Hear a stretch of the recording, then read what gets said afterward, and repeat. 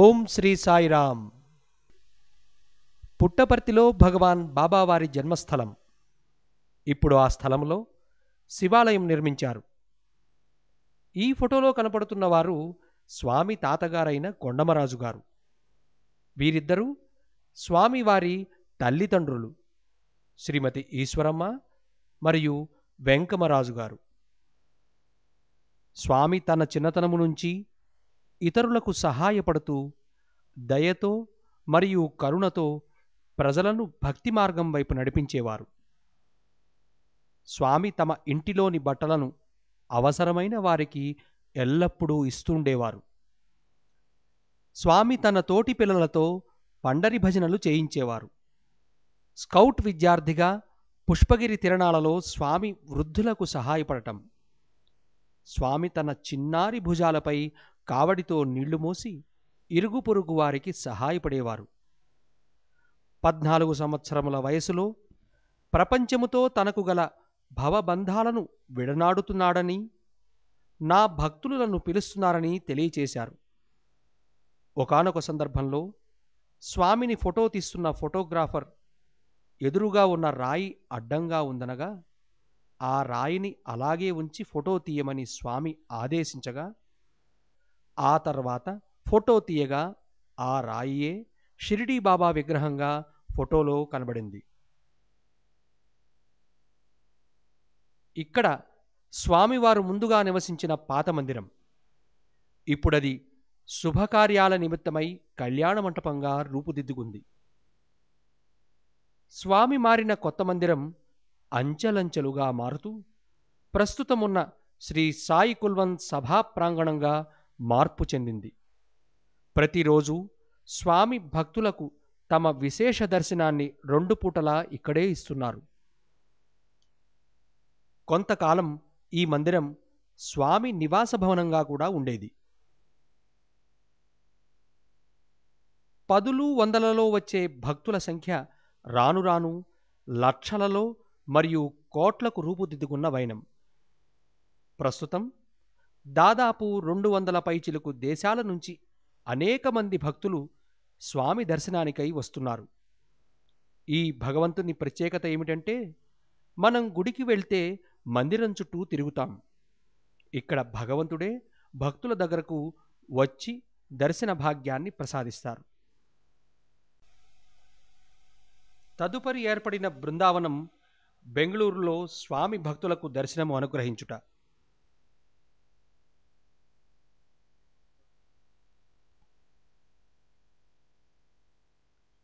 తొలి రోజులలో భగవాన్ బాబా వివిధ ప్రాంతాలలో విశేషంగా పర్యటించేవారు. దానిలో భాగంగానే పట్టణాలు మొదలుకొని అత్యంత కుగ్రామాల వరకు భగవాన్ పర్యటించారు. ప్రశాంతి నిలయంలో అన్ని మతాలకు సంబంధించిన పర్వదినాలు జరపడం పరిపాటి. అనేక విదేశీయులు తమ నూతన వత్సరాల పండుగలను చైనీస్ డే అని, జపనీస్ డే అని స్వామి సమక్షంలో జరుపుకుంటారు. మన పురాతన సంస్కృతిని ప్రతిబింబింపచేసే వేడుకలు కూడా. స్వామి వివిధ ప్రదేశాలలో వివిధ భాషలలో వేల కొలది దివ్యోపన్యాసాలను అందించారు. ప్రస్తుతం ఈ సదవకాశం పర్వదినములకు మాత్రమే పరిమితమైంది. సాధారణ పౌరుని మొదలుకొని దేశాధినేతల వరకు మొదటి నుండి స్వామి దర్శనార్థమై వచ్చేవారు. ప్రస్తుతం కనిపిస్తున్నవారు వెంకటగిరి రాజావారు, అలాగే చించోళి రాణిగారు, నవానగర్ రాజు మరియు రాణీలు. మరుగున పడిపోతున్న సనాతన వైదిక సాంప్రదాయాలను విద్వత్ పోషణ, వేద సంరక్షణలతో పునరుజ్జీవింపజేస్తున్నారు. ప్రశాంతి నిలయంలో చదువుచున్న ప్రైమరీ స్కూలు విద్యార్థి నుంచి PhD విద్యార్థి వరకు ప్రతిదినం వేదపఠనం గావిస్తూ ఉంటారు. స్వామి తమ ఉత్తరాది రాష్ట్రాల పర్యటనలలో భాగంగా హరిద్వార్, హృషికేశ్, బదరీనాథ్ క్షేత్రాలను అనేక వందల మంది భక్తులు వెంటరాగా సందర్శించారు. భగవంతుడు భక్తుల వద్దకు వచ్చేది ఎందుకంటే భక్తుని భగవంతుని చేర్చే నిమిత్తం అని భగవాన్ అనేక పర్యాయాలు తెలిపినట్లుగా దేశంలోని అనేక ప్రాంతాలకు నిరవధికంగా అలసట అన్నది ఎరుగక పర్యటనలు గావించారు స్వామి. స్వామికి చిన్నపిల్లలన్నా, అంగవికలురన్నా, మానసిక వికాసము లేని పిల్లలన్నా ఎంతో ప్రేమ. అనేక సందర్భాలలో భగవాన్ వారితో గడిపిన ఫోటోలు ఇవి. ఇక్కడ అభాగ్యులైన వికలాంగులకు చేయూతనిచ్చి, ఆశ్రయాన్నిచ్చి, మనోధైర్యాన్ని ప్రసాదిస్తున్న భగవాన్. భగవంతునిగానే కాక ఇంటి పెద్దగా ప్రతి భక్తుని కుటుంబ శుభకార్యాలకు స్వయంగా విచ్చేసి ఆశీర్వదిస్తున్న భగవాన్. సాక్షాత్తు జగద్గురువుచే విద్యారంభం తన అక్షరాభ్యాసం ద్వారా పొందుతున్న చిన్నారి. దసరా మహోత్సవాల సందర్భంగా షిరిడీ సాయి విగ్రహానికి విభూతి అభిషేకం గావిస్తున్న స్వామి తన హస్తచాలనంతో ఖాళీ బిందె నుంచి కుండపోతగా విభూతిని వర్షింపచేస్తున్న భగవాన్ బాబా. గత కొన్ని సంవత్సరాలుగా శివరాత్రి పర్వదినాన ఆత్మలింగములను తమ ఉదరము నుండి ఉద్భవింపచేస్తున్న భగవాన్.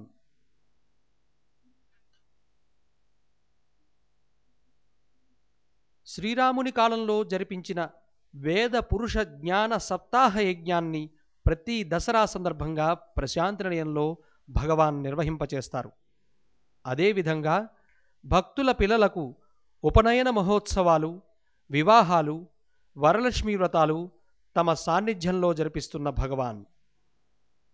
విశ్వ కళ్యాణార్థమై అతిరుద్ర మహాయజ్ఞాన్ని జనవరి 2007వ సంవత్సరంలో ప్రశాంతి నిలయంలో అత్యంత వైభవోపేతంగా జరిపించారు. అదేవిధంగా చెన్నైలో కూడా గత సంవత్సరం నిర్వహింపచేశారు.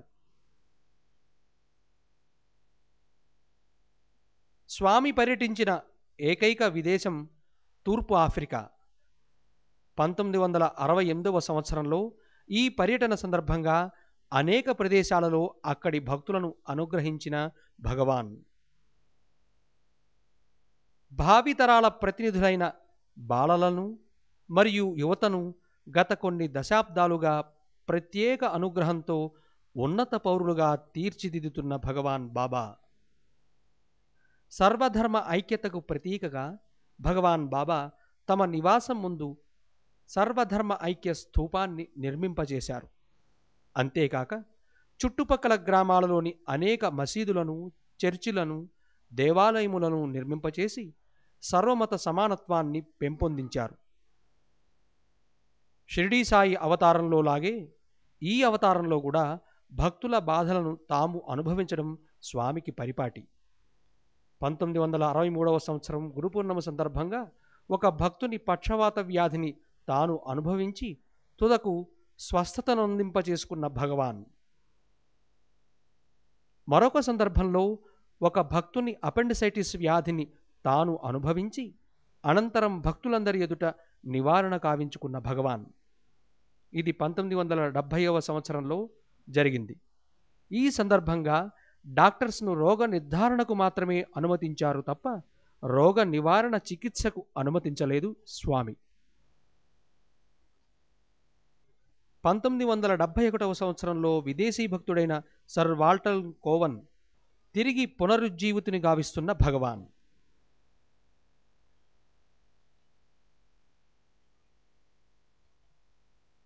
చెన్నై మహానగరంలోని సుందర మందిర ప్రాంగణంలో దర్శన భాగ్యాన్ని ప్రసాదిస్తున్న భగవాన్. చెన్నై నగరంలోని లక్షలాది ప్రజల దాహార్తిని తీర్చిన భగవాన్ బాబాకు కృతజ్ఞతాపూర్వకంగా వివిధ ప్రాంతాలలో కృతజ్ఞతలను అందిస్తున్న చెన్నై ప్రజలు.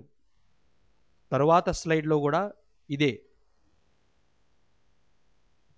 ప్రార్థన చేసే పెదవుల కన్నా సేవ చేసే చేతులు మిన్న అని అనేక సందర్భాలలో తెలిపిన భగవాన్ దేశ విదేశాలలో సాయి సంస్థల ద్వారా ఎన్నో ప్రజాహిత కార్యక్రమాలను నిర్వహింపచేస్తున్నారు.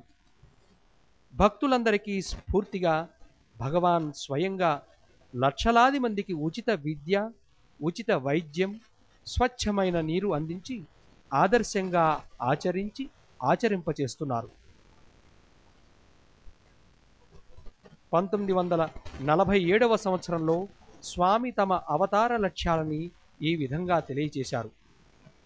సర్వమానవులకు ఆనందాన్ని అందించడమే తమ ప్రథమ లక్ష్యమని, దారి తప్పిన ప్రజలను తిరిగి సనాతన మార్గంలో నడిపించడం తమ ద్వితీయ లక్ష్యమని, క్షుద్బాధతో గర్భదరిద్రాన్ని అనుభవిస్తున్న వారికి స్వాంతన చేకూర్చి నూతన జీవితాన్ని ప్రసాదించడం తన మూడవ లక్ష్యమని తెలియచేశారు. జై సాయిరామ్.